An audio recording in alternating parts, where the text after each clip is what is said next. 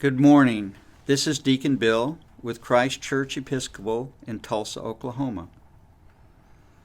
We welcome you to our series, Knowing Jesus in a New Way, provided by the Godly Play Foundation. This week, our story is Known in Doubt. But first, let's remember what we've already done.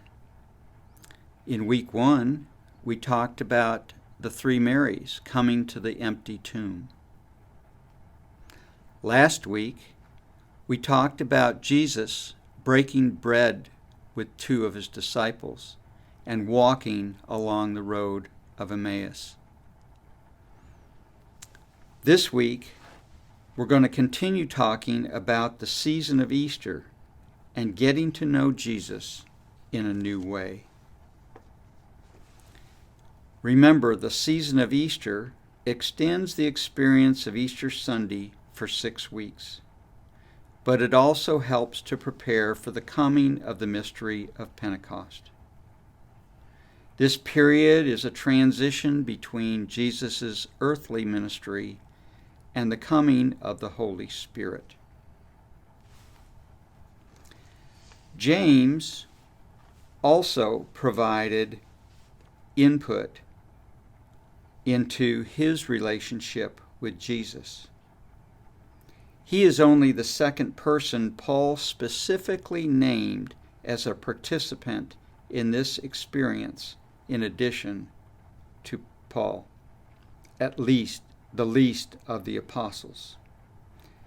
Our task here is not to explain or analyze, it's to tell a story, drawing on the season of Eastertide to guide us by its structure as we make our way toward Pentecost and the coming of the Holy Spirit in the lives of the disciples and our own. So let's begin the story.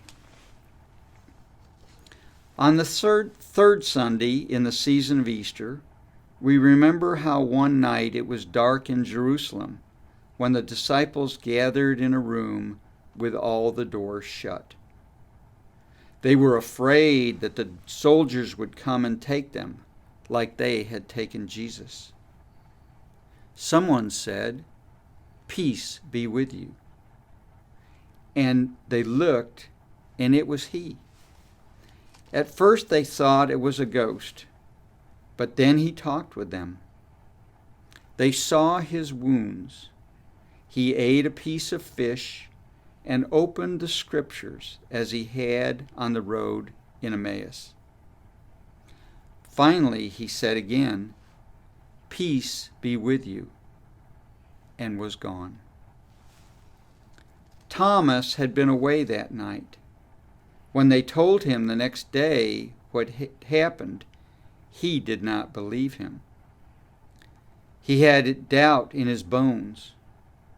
"I won't believe until I touch his wounds." And why wouldn't he have some doubt? Their minds were stretching to be big enough to know Jesus in this new way. 8 days had passed. The disciples again gathered in the room with the door shut. This time, doubting Thomas was there. A voice said, "Peace be with you." It was he, and this time he went right up to Thomas and held out his hand. "Touch me." All Thomas could do was fall on his knees.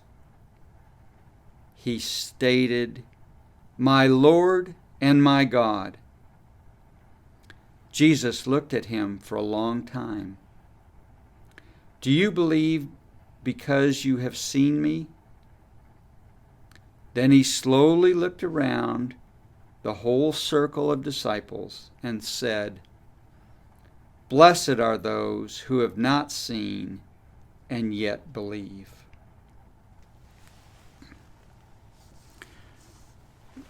This is the end of the story. And so, parents, I would ask that you help your children with an activity. Look around your house and see what you would like to bring to this story. Is there something that has special meaning in the story that we just read? If there is, write it down or take a picture of it and send me a message at office@christchurchtulsa.org. I'd love to hear from you. God bless and have a good week.